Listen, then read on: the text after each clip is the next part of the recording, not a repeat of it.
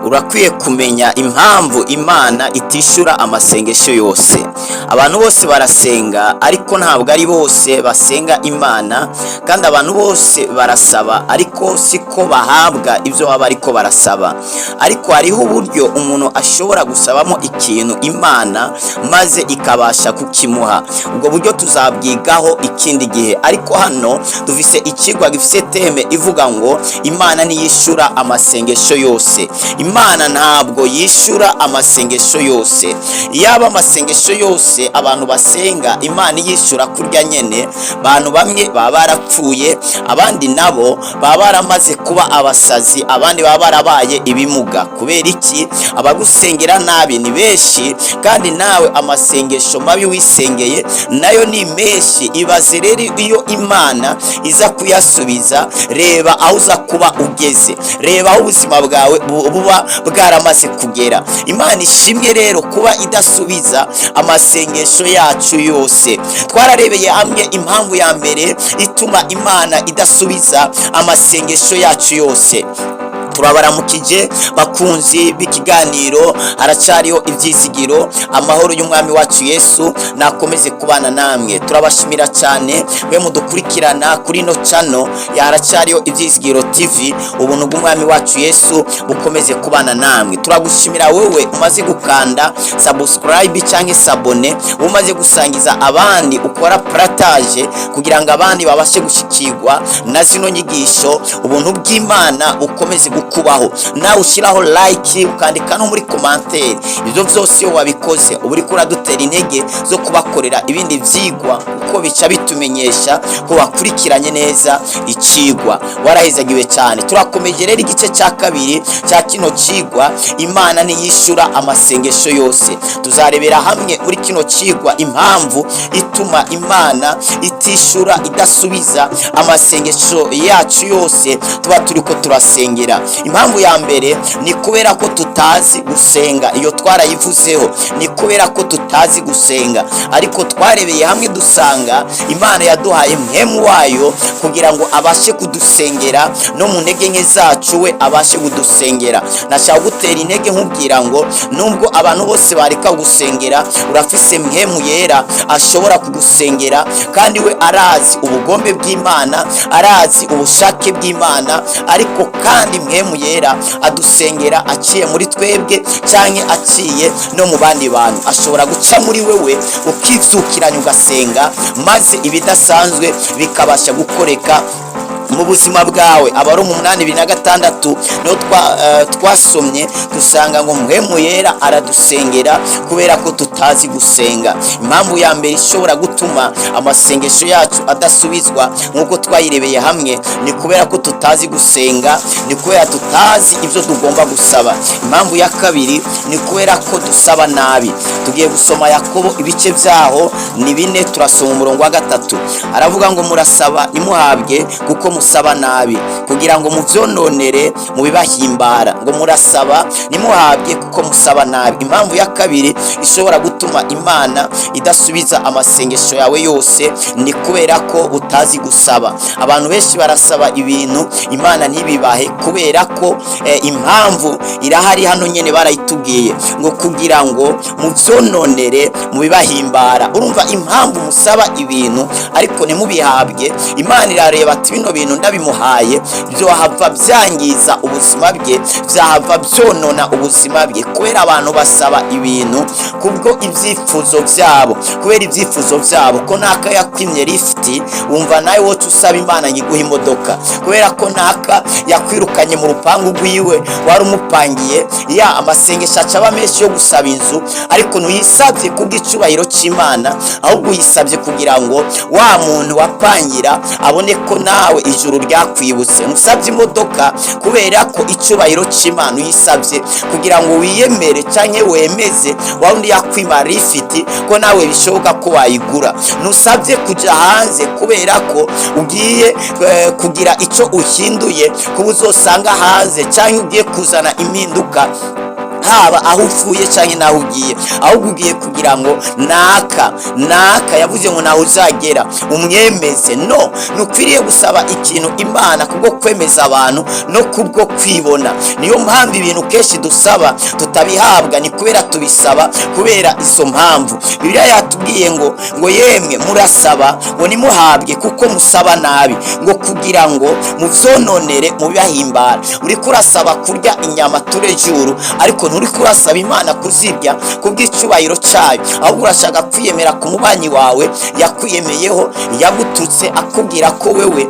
nta na y'inyama wabona, nta na y'umukeke wabona. Noneho kugira ngo mwemeze, uriko urabwira Imana ati Imana nyabuna akora ikintu kugira ngo jirani abone yuko nanje utamevye utantaye. Oya, igihe cyose uzasenga muri ubwo buryo amasengesho yawe ntabwo azasubizwa.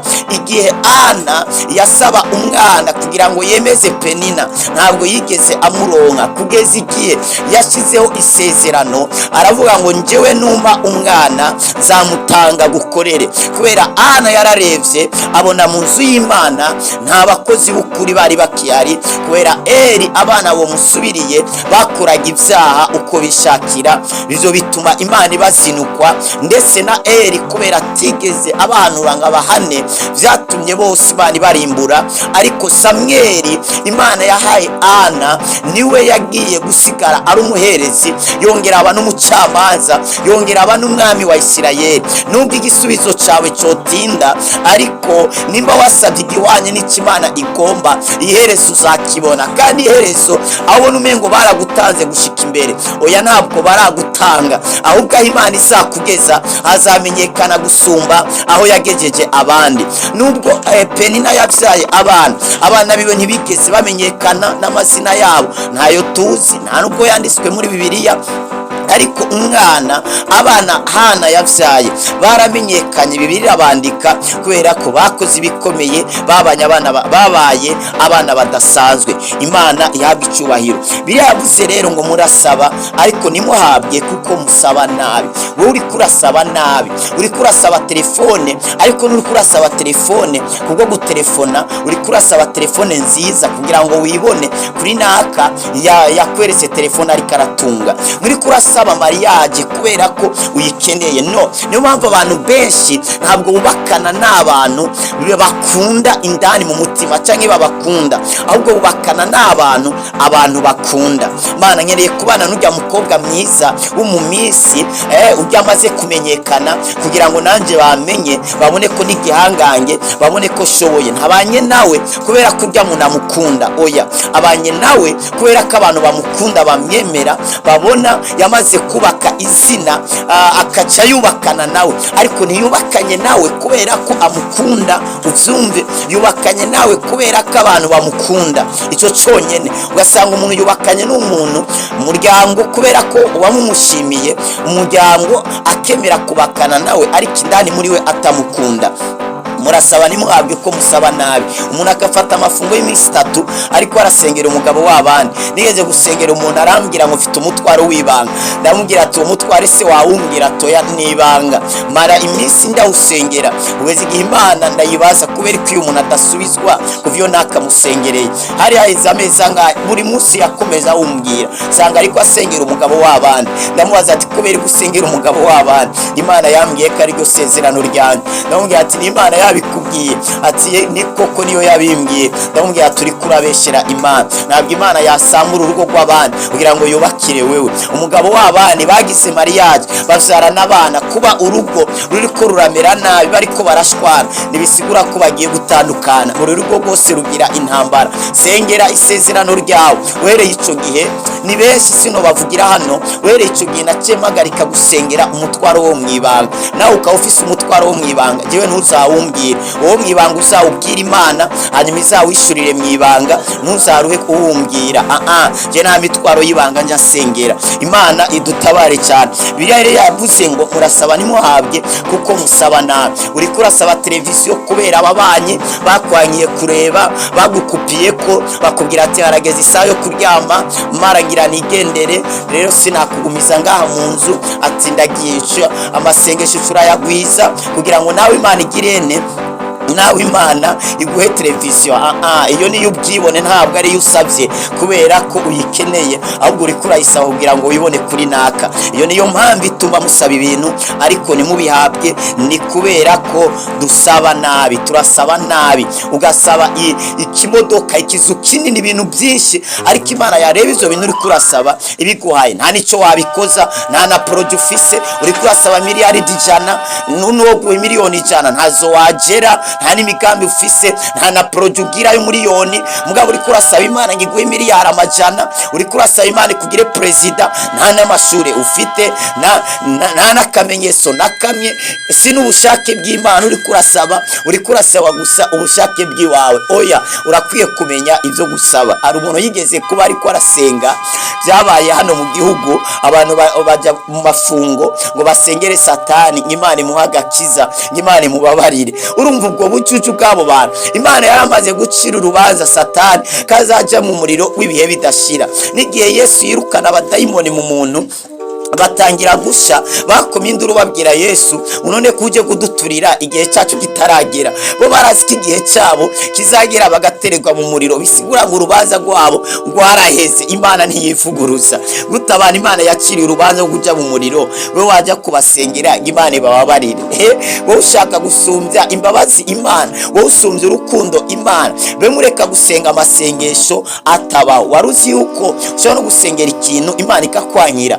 Samweli yigeze gusengera Sawuli ngo Imana imubabarire imugumize ku butegetsi. Imana imubwira ngo reka gusengera uwo muntu ngo kubera ko namaze kumwanka, namaze gufata ubwami bwiwe, namaze kubuha uwundi muntu. Ari gihe rero ushobora gusaba ikintu ariko ntugihabwe kubera uri kusaba nabi. Nunasengera umuntu ukabona ntamindukira kiraba, uze wirekere, kubera si indwara zose uzavanukishije, si bimuga byose Yesu yavuye hana bimuguruye. Oya, abapfuye bose Yesu niyabazuye, yazuye abantu 2 batari 3. Bibiliya nibitubwira Yesu yazuye, ariko Bibiliya ivugaho neza ni 2 nibo Yesu yazuye. None nabandi bari bapfuye, nibimuga Yesu yamuguruye ni byinshi, ariko si byose Yesu yagiye amuguruye. Kandi si gihe cyose Yesu yagabura imikate. Oya, n'ahantu 2 gusa Yesu yagwijije imikate agaburira abantu, ariko si gihe cyose Yesu yaguma abikora. Mwarahezagiwe, murakwiriye kumenya uburyo mwosaba kugira ngo mubashe guhabwa ibyo musaba, ko amasengesho yose dusenga Imana yumva kandi yishura. Data ubwiza bukomeye, ndasenga umwene data ugurura amaso ye kugira ngo muhe kubona ibikwiriye yosaba, maze abashe kubibona. Abamaze igihe bariko barasenga, Mana ndakwinginze wumve gusenga kwabo, ariko ubahe ibihwanye n'ubugombe bwawe mu izina rya Kristo Yesu, amen. Mwarahizagiwe cyane. Wifuza gusengerwa cyangwa ufite ikibazo wumva watubaza, ari indoto ufise zakuzazaniye, WhatsApp yacu ni iyi +257 65 9 senge karande. Mwarahezagiwe cyane, mwakoze gukurikirana kino kiganiro. Aracyariho ibyisigiro mushikirizwa n'intumwa y'Imana wa Kristo. Glory shine.